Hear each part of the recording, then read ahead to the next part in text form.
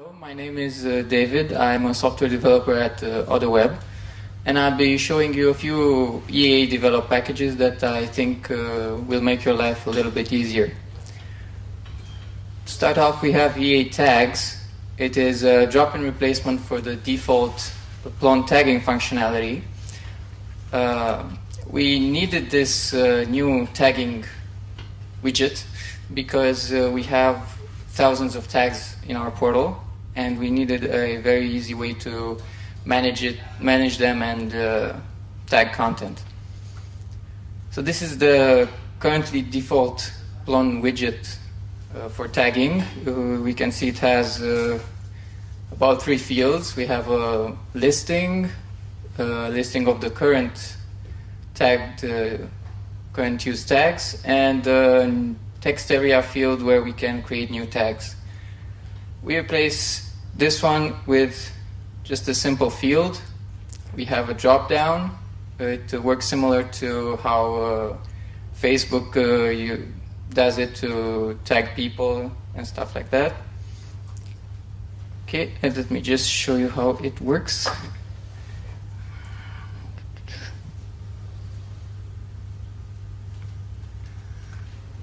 So if I just edit maybe this folder.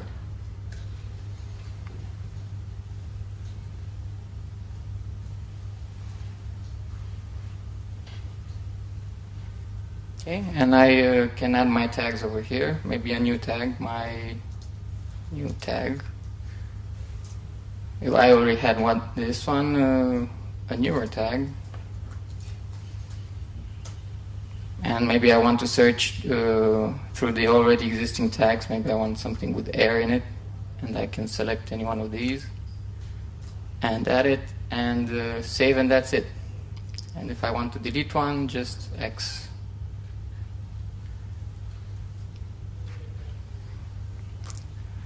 Another package we developed is eea.geotags, which uses the geonames.org database to aid in tagging of content. So by default, the widget for tagging content is just a simple string field, text field. But we wanted to restrict what the editors could do, while also actually allowing them to have a wider area of locations to choose from, because maybe they're not sure exactly what location they want. And we are using the eea.geotags widget for that. So this is how it's in Plone. This is how it will be after the installation of the package. We have a map that shows the currently tagged location. In this case it's empty because there is no location. And an edit button where we can tag with a new location. So I'm going to stay right here.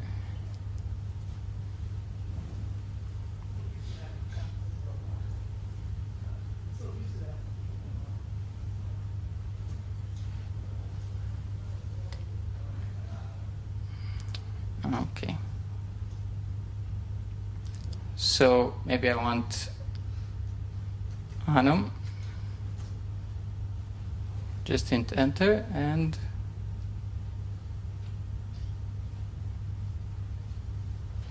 I wait a bit.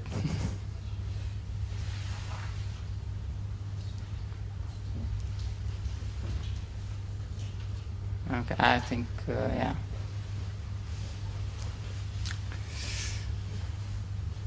Yeah, my virtual machine is not connected to the internet, I think. I'll just show you the screenshots. So if I search for a location, it automatically displays from the GeoNames database, or if it's not available over there, it will display from the query will be made from Google Maps. So one way or the other, I will get my location, and I will make sure it's an actual location with actual data. You will also notice the suggestions field on the left side. That is extracted from the current content title and description using the Alchemy API. So if I have a Alchemy key, the product will automatically look into the fields and suggest some locations for me.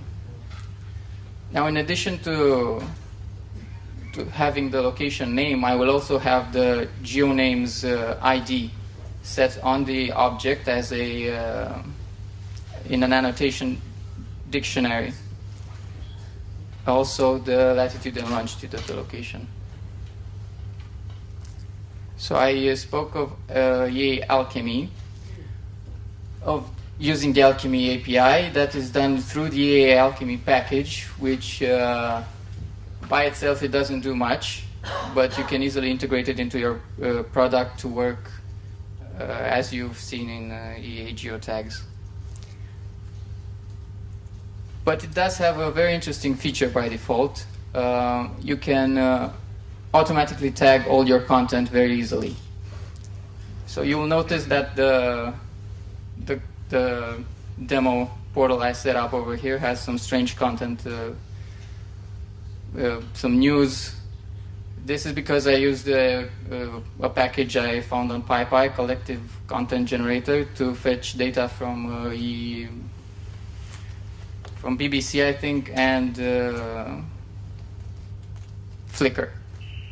But I had no tags, so I used the Alchemy package.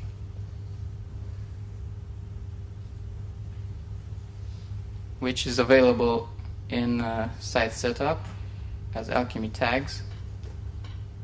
And over here you can select what items to search for, what content types, in what catalog indexes to look, and what fields it should populate. I use the keywords, and it did its job.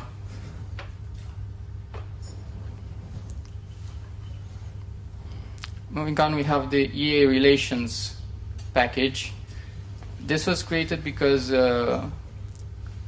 editors, maybe they're not sure what they want to set up a related item. Maybe they're not sure what the type should be. Maybe they don't know if it's published or not.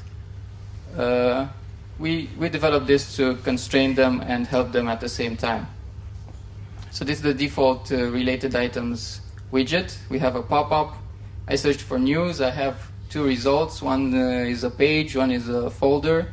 If it weren't for those icons, it would be very hard to figure out which one I want. This is how it looks when using eea.relations. I have a search fully powered by eea.facetednavigation, if you used that before. And I can also constrain what content types it can search. In currently, all can be searched. I'm just going to show you how this works.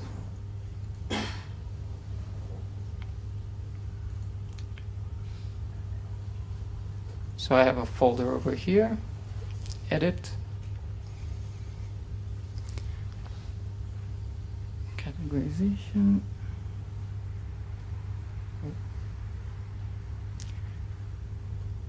and I search all. Small resolution isn't helping much, but if I search for maybe air.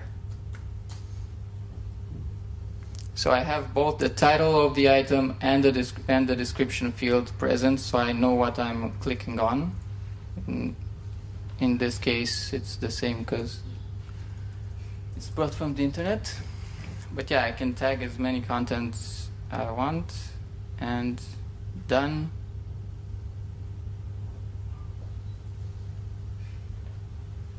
And it works just as you'd expect from the related content is shown. Now the true power of this package comes from its restrictions.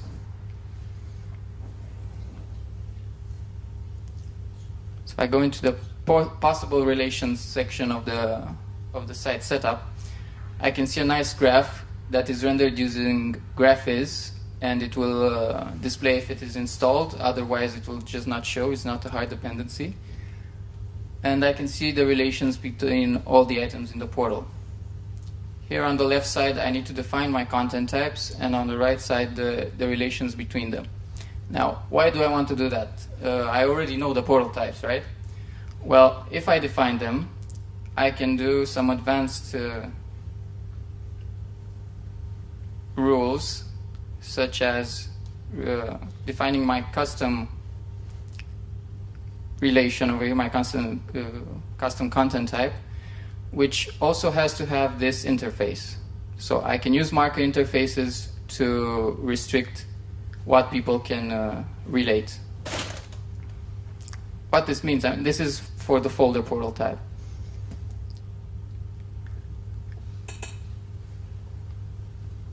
And we can see that this my relation, I can only add images as related items, and for pages, images, and files.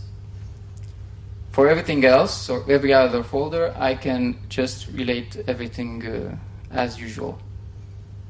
So folder 2 has that eea.faceted navigable interface, which means that instead of being able to relate everything, I will only be able to relate images. You will also notice that this search has the tags cloud from the faceted navigation. This is because each content type defined in the faceted relations area can have a fully customized search interface using the faceted widgets.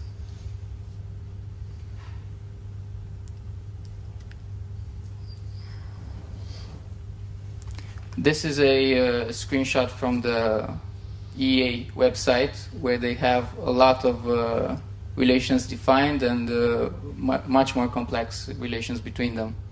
So you can use it to fully customize what the editors can do. Moving on, we have eea.faceted navigation. You probably are aware of this product. Does anyone use it? Quite a few people. Great. So I'll make sure to highlight what the new features are. Maybe you don't know about them. For the others, faceted navigation is a very advanced searching and filtering tool available. We believe it's the most powerful. We hope that's true. Now, one of the new features is, so this folder has faceted navigation enabled on it. One of the new features would be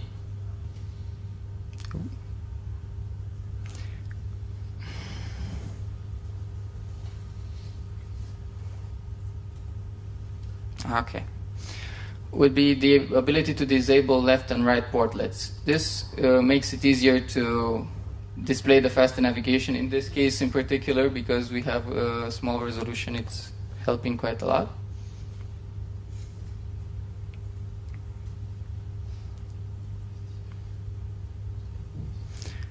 Another feature is this smart facets hiding.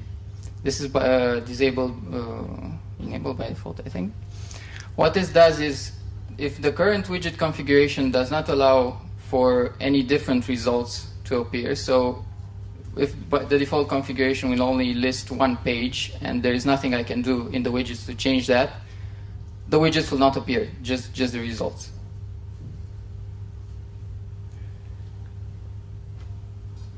Faceted navigation is fully configurable with using a widget structure. So I can just move the current search over here. This is a hidden widget, doesn't really matter where I put it. And I can have full control of the layout. Another new feature would be the possibility to sort countable widgets such as lists, checkbox lists, radio lists, and any sort of list by the countable results returned from the catalog. So here I have a portal type widget, it lists the portal types and in parentheses the number of results I can expect.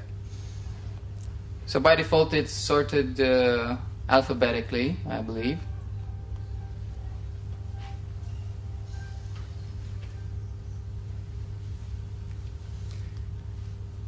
And I have 220 here, 231 here, and 0 here. So this just takes up space. But if I enable the sort by countable field,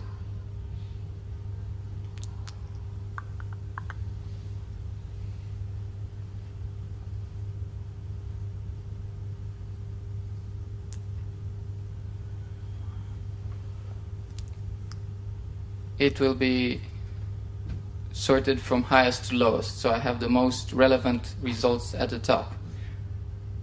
This will work for a tag listing, this will work for pretty much every type of listing.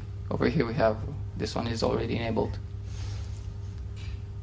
Now another new widget, this time is a new widget that we have, which can be used to alter the results after they came from the catalog.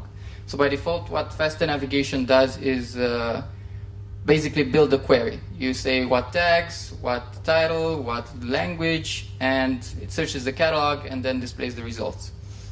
We have a new widget that can be used to filter the brains returned from the catalog. It is the results filter widget.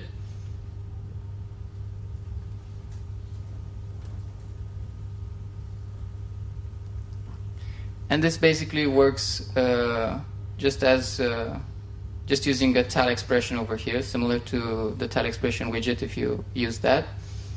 So here I'm checking if the brain has a title attribute, which will always be true, of course.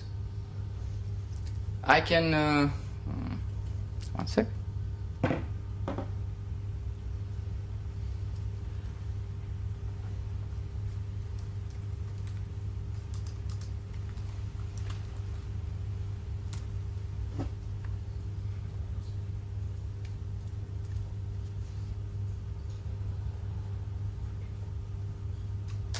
I'm checking if the welcome string is in the brain title now.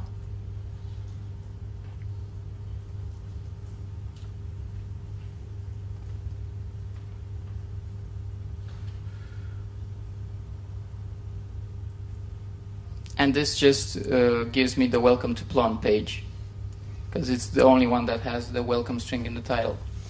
This is very useful if you want to make queries that involve an object not being somewhere or not having something, such as, okay, I want all objects except the ones from this location, which would have been impossible until now. Another very good feature of the facetednavigation is its portable configuration, which means that once I'm happy with how this faceted navigation was configured, I can just export it as an XML and import it in any other website or in another faceted navigation enabled folder in this website or whatever I want to do with it. Finally, we have the eea.facetedblue package. This is a customization package for the faceted navigation. It is a color scheme, a blue color scheme that was developed, and it is a very good starting point if you want to customize your faceted display, which is by default green. So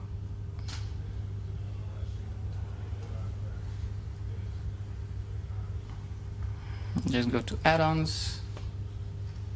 This will use simple CSS selector overrides, no important nonsense going on.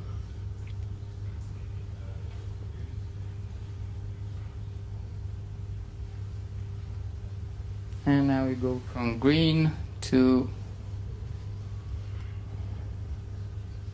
blue.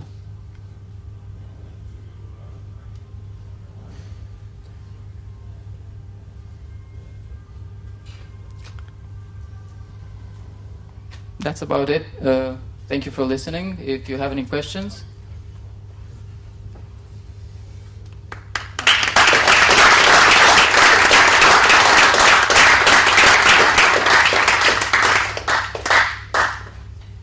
Also, if you're interested in a very good new tool developed by for the eea.tags, it is a data visualization tool created for Plone to view your tables and everything, create nice graphs. My colleague Aline Voina will be presenting one just right now in I don't know what hall. Park Hall. Okay, thank you.